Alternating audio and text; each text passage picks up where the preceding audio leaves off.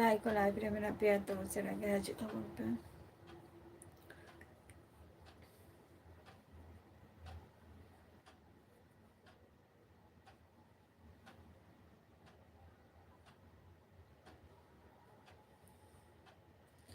पुइलु दे देना पुइलु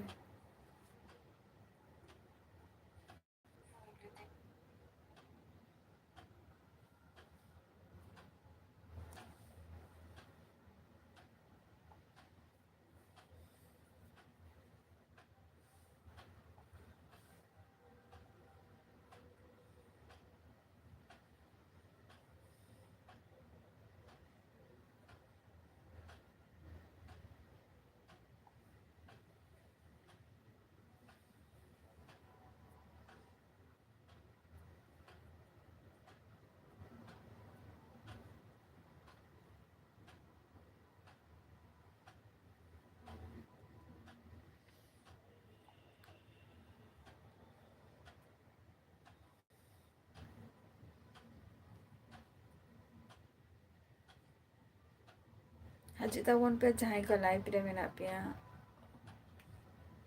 और जो साराम को गे पुइलु सेरमा रेना पुइलु दिन रे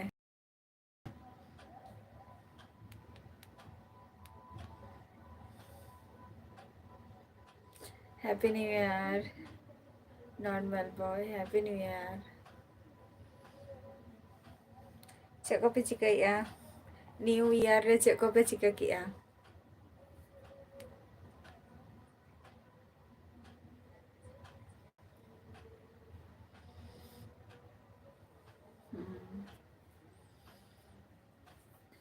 पिकनिक को पे चलाओ कना से बांग यार then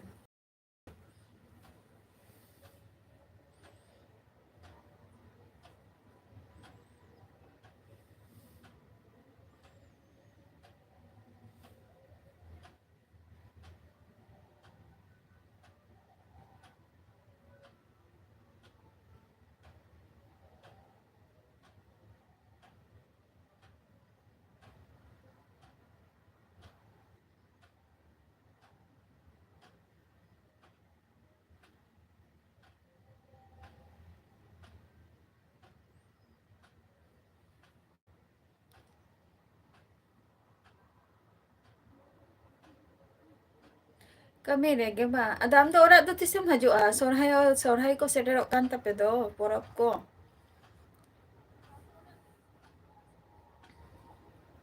sorhai porop ko seterok kan do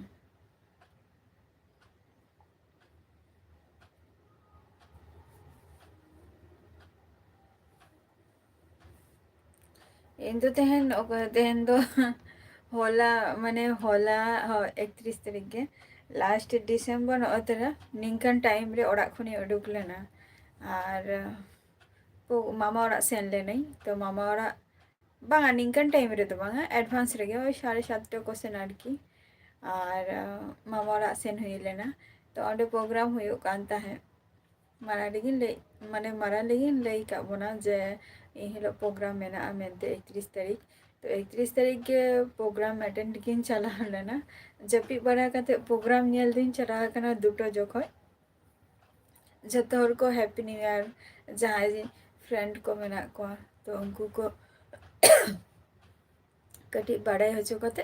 तापर दुटो को सेन इन चलाओ कना प्रोग्राम नेल तारपर नुई जहाँ सिंगर को अगुई कान दो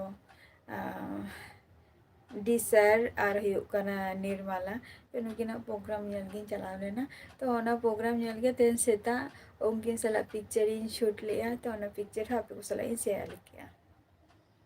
मिटन हैप्पी न्यू ईयर बोले मिटन संबोधन माने उनकिन हो आर की न्यू ईयर रेना नतुन साल रेना शुभेच्छा बाड़ाई होइना इन टुकु गे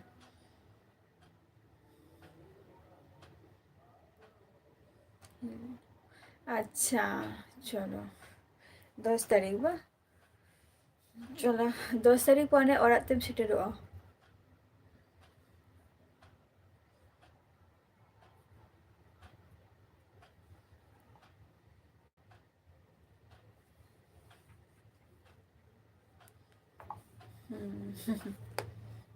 चलो तेहन ताओ कमी ठेन मेना पे रहो पिकनिक को तो हुई के दरकार काना पिकनिक कमी को जायगा रे पिकनिक बांग हुई अनिया मिटेन कथा काना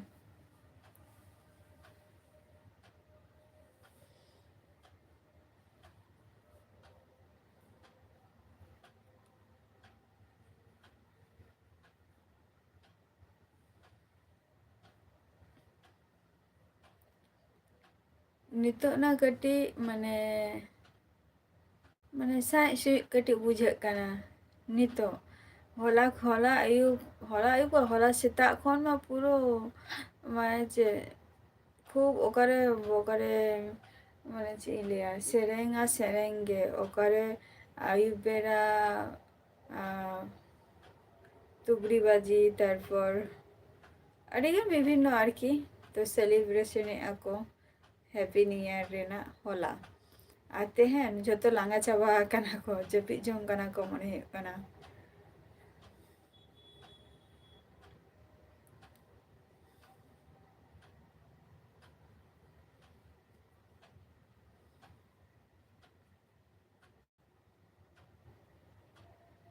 चलो पिकनिक में है अवश्य 1 जनवरी रे जहाँ को मेना पेया जो को मनाई तब पे मनाई गया को आर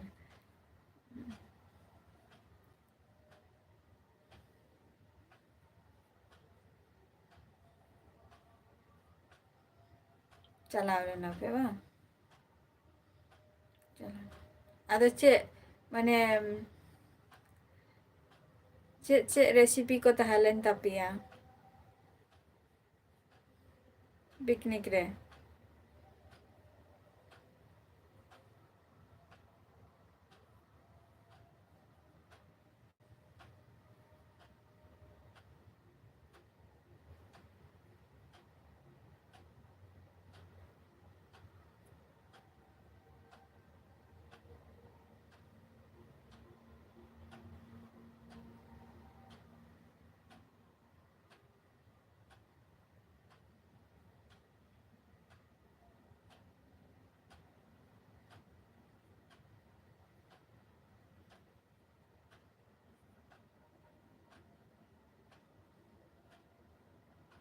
जहाँ को लाइफ रे मेना पेया उसे गेले तब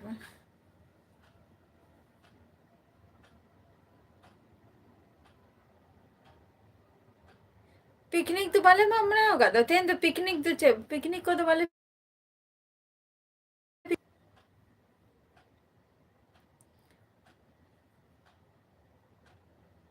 नॉर्मल बॉय आले तो बाले पिकनिक करते हैं तो होला नाइट रे प्रोग्राम ले ये लगा आले अदर नितो तो चे पिकनिक तेहन तो बाले पिकनिक तो आर मिद दिन हुई आना 1 जनवरी मा नियो मास मा मेना का गया ना पिकनिक आर मिद दिन हुई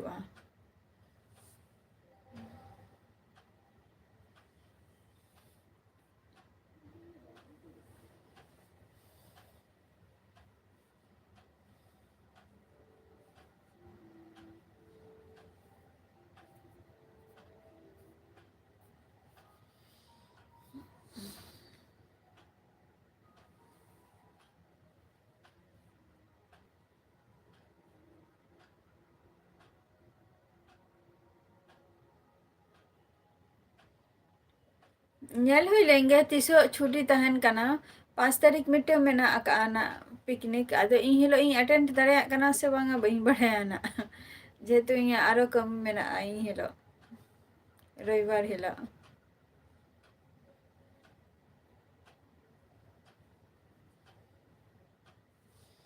5 तारीख में रविवार के आरो हम तो शकरत को परामर्श रे कान तब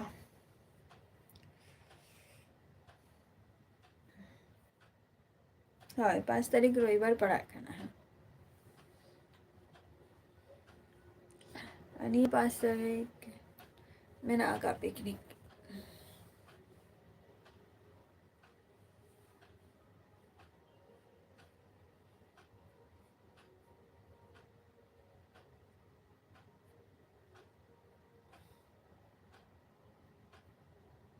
औरिया जपी खन बेरे का तो फोन को गे नेले ताहे এই তো ᱡᱟᱹᱯᱤᱫ ᱠᱷᱚᱱ ᱵᱮᱨᱮᱫ ᱠᱟᱛᱮ ᱢᱟᱱᱮ ᱯᱷᱳᱱ ᱜᱤᱧ ᱧᱮᱞᱮᱫ ᱛᱟᱦᱮᱸᱫ ᱦᱚᱞᱟ ᱧᱤᱫᱟᱹ ᱠᱚᱭᱚᱜᱟᱜ ᱛᱚ ᱢᱟᱱᱮ ᱫᱩᱨᱮ ᱡᱟᱦᱟᱸ ᱛᱤᱱᱟᱹᱜ ᱨᱮᱦᱚᱸ ᱠᱚᱭᱚᱜ ᱠᱟᱜ ᱜᱮᱭᱟᱢ ᱱᱟᱜ ᱟᱫᱚ ᱛᱮᱦᱮᱧ ওই মানে দাকা को जम बड़ा करते तिकिन बेला आरकी 3:30 चारटे क्वेश्चन जपित लें कई आदो जपित के से 7:30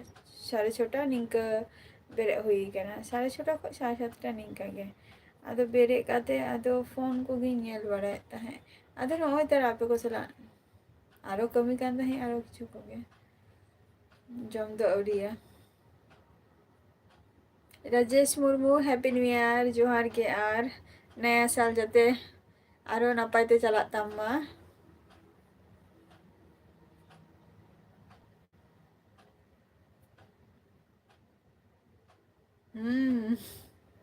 रेंगे रेंगे जम को तो बांगे जम दो हने तिगिन बेला जम लिया जम बड़ा कते के कटे जपित ली तिगिन रे यार की दुटो क्वेश्चन तेहन तो चेपे तो क्या नॉर्मल बॉय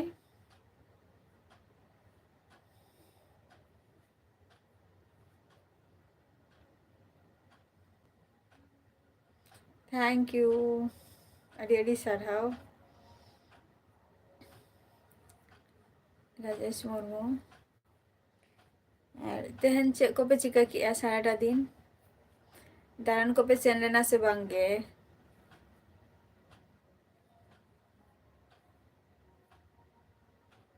और पिकनिक को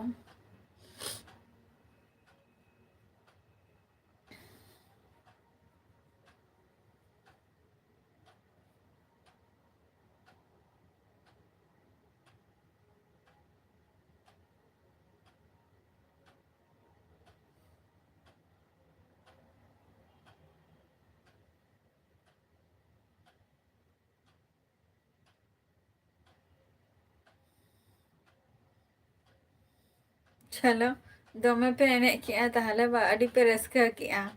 होला खोय मा ताहले अड़ी पे रस्का किया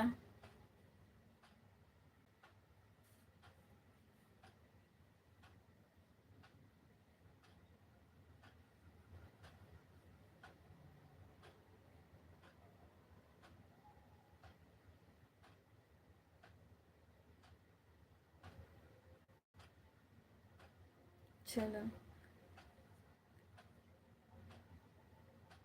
ओ पनीर बा ठीक गया ओना हो आदो जिल को दो बापे उतु का तेहन दो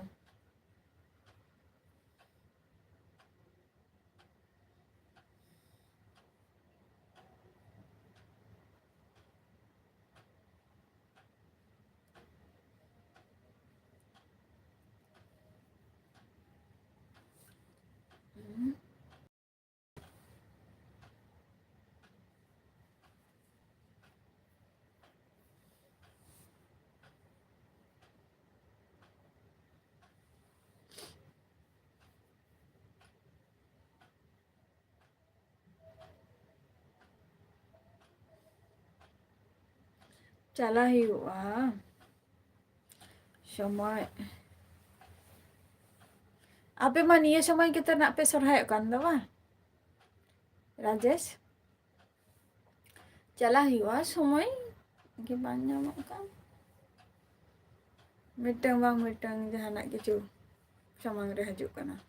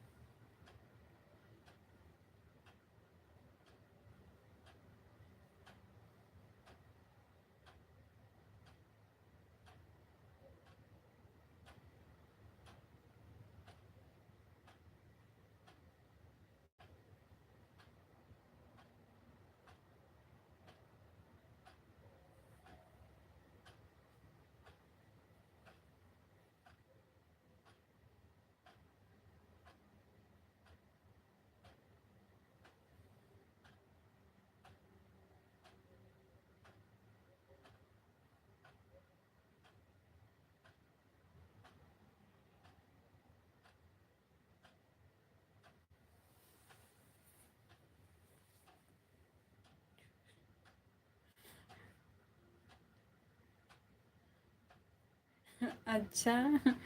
बाको तिया को बा कंजूस और बा सेई के पनीर ना दाम हो तो जस्ती गया से पनीर ना दाम हो तो जस्ती गया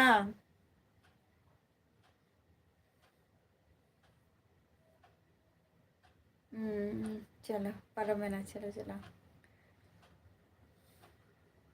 नवेम्बर रे बा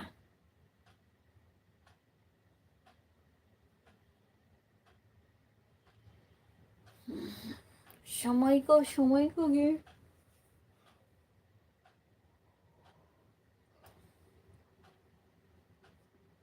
कानू हंसता जोहार गे हैप्पी न्यू ईयर झतो सनाम को गे नपाय ते दिन चलाग मा निया सालटा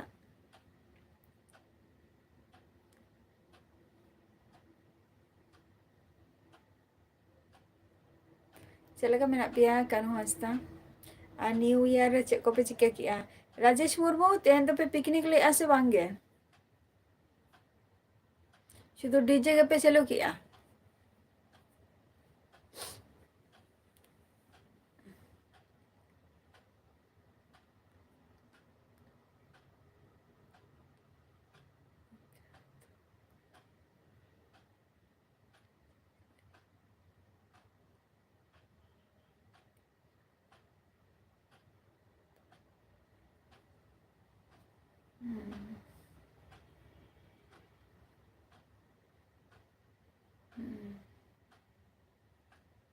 ओनागी लई आना तेहन तो जिल को जमा को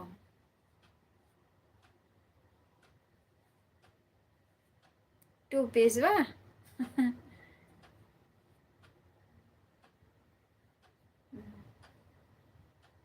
चलो नित तो जो जपी चाबाई आपे बा लगन गे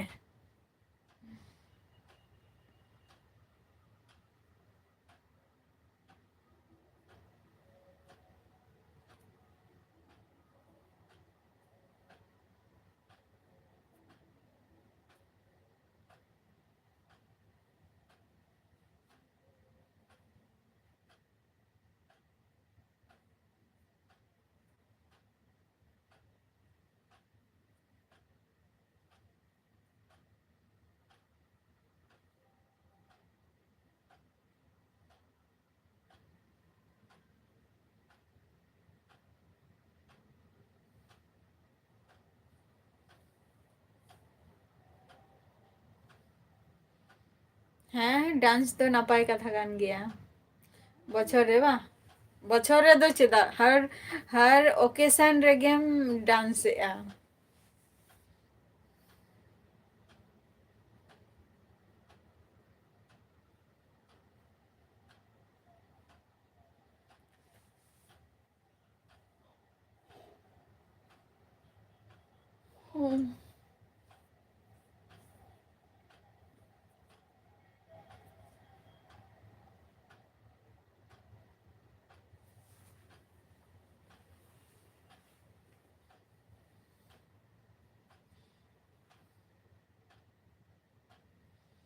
आले तो तेहन दो खसी जिल तू का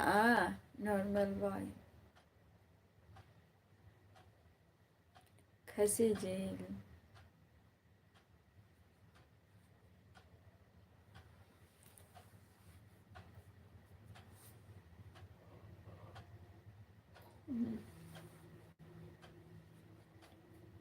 खसी जिल ले तू पाले तो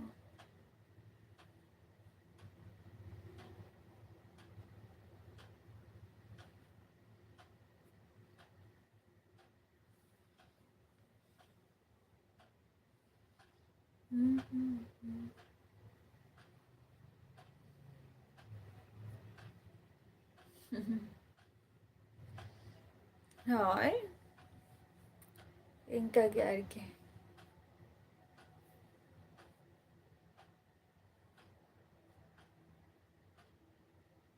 तेहन दो को ले आको बछर का शुरू ते चेक लका नितो एम जमा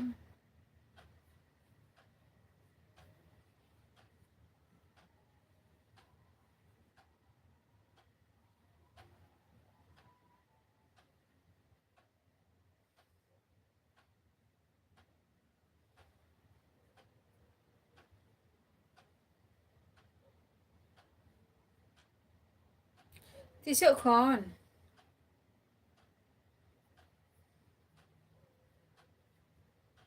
ᱛᱤᱥᱚᱜ ᱠᱷᱚᱱ ᱦᱩᱭᱩᱜᱼᱟ ᱨᱟᱡᱮᱥ?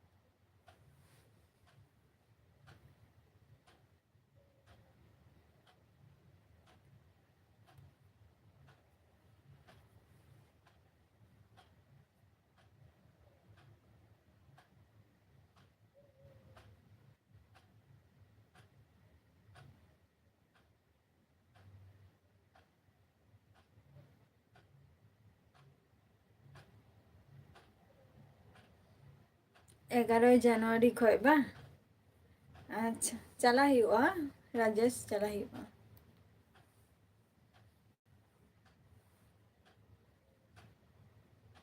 बांगे कनु हंसदा चलाव को तो बांग हुई कना पिकनिक होला आयुप ले फंक्शन का फंक्शन ले नेला का होला आयुप खय आदो तेहन दो बांगे तेहन दो सुदो ओरा रे जॉम में न्यूई में ताहन में पिकनिक दे चलाव दो बांग हुई कना। सोमरा सोरेन जोहार गे और हैप्पी न्यू ईयर चेद लका मेना मिया? कल्याणी A5 रे मामा तो कोड़ा आरकी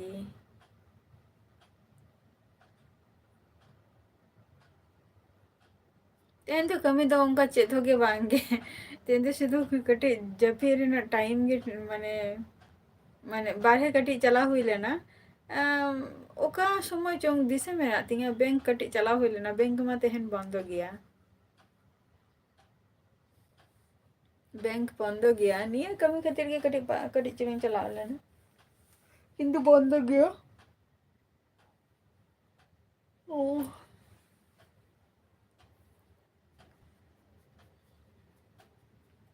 तीना दिन तहन गया राजेश नवा मेला दो चेत हो गे बांगे सोमरा सोरेन और चेक कम चिका किया नवा साल रे पुइलो दिन रे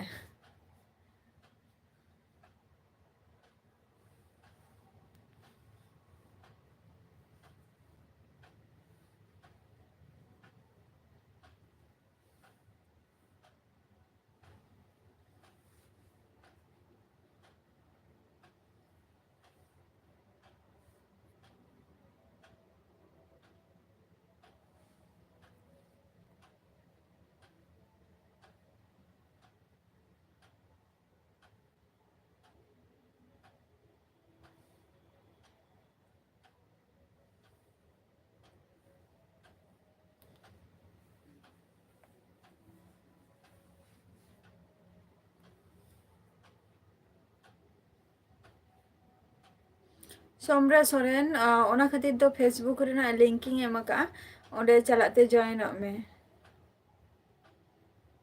अड़ी अड़ी शॉर्ट टाइम बसे 11 12 13 14 माने हुयुग कना जस्ती दिन तो बांग ओई पे दिन हिसाब ते दो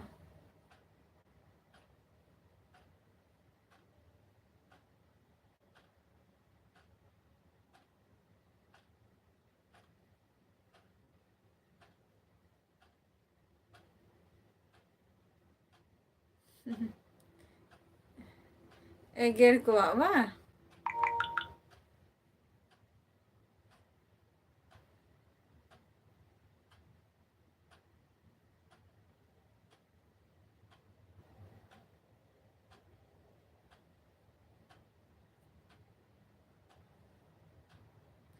murmu.com happy new year. Puylu din re cek kope cika kia.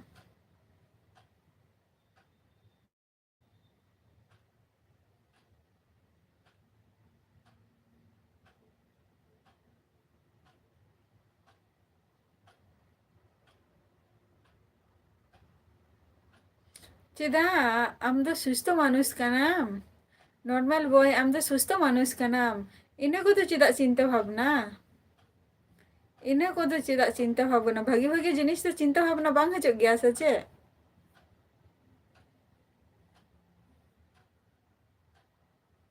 Bang ge. Punu hasta. Jom ko do awri hiu anito. West Bengal और आम दो खनम लैया सोमरा सोरेन आम या लाइफ रे हम हे कना निया लहा रहो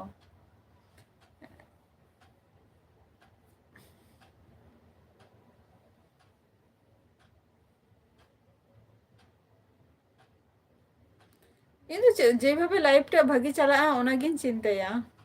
नॉर्मल बॉय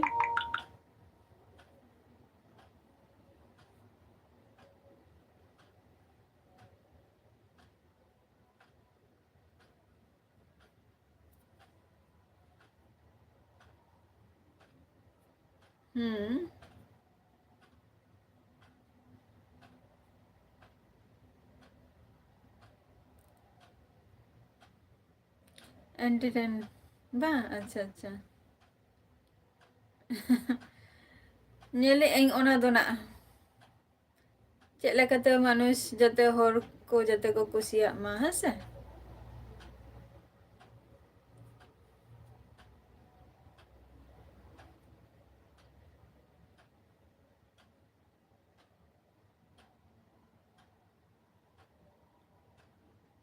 चलो नपाई कथा माने तेहेन बा माने दमे पे रस्का का नोआ न्यू ईयर रे दो चलो अड़ी अड़ी नपाई सोमरा अच्छा कम चिकाई गया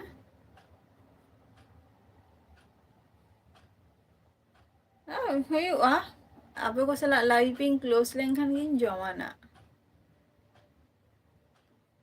कानो हस्ता माने आप को सला लाइविंग क्लोज है जमा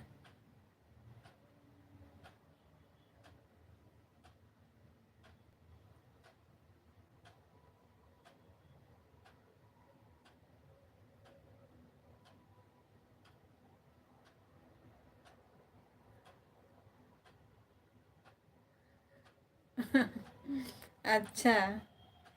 सोमरा सोरेन बांगे ओके नॉर्मल बॉय ओके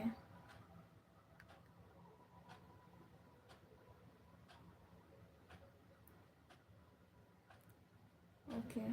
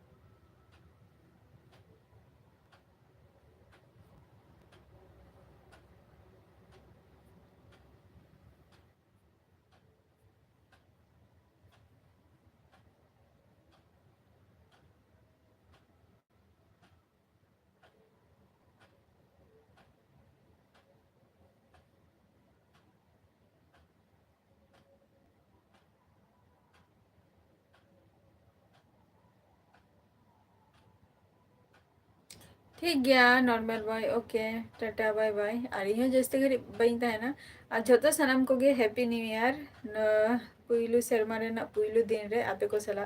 मिबार कथा रपर हुईना बापे जॉइन ले माने आधन तो अड़ी गान गे बापे जॉइन लेना आर की राइबार हुआ कनु कनु हस्ता राइबार हुआ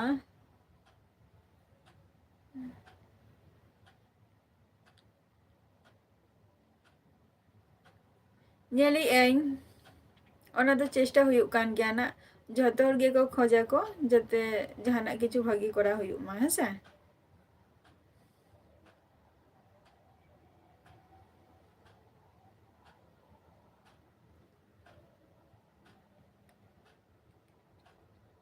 মানুষাᱜ যেটুকু ক্রিয়েটিভিটি তাহেনা ইনাটুকু গে না মানুষ দই করাও দাঁড়িয়েআই আরে চেষ্টায়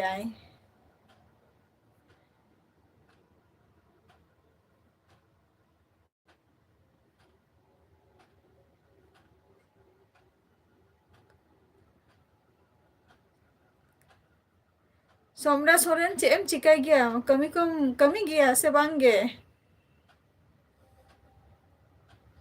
जुदी पे कमी खान गे ताहले खान तो नोआ कथा दो नापाई बुझा और बापे कमी खान खान दो ताहले खान तो नोआ कथा दो शोभा दो बाए एमाय से जे बापला आपे कुड़ी को नेल दरकार नोआ दो शोभा दो बाए एमाय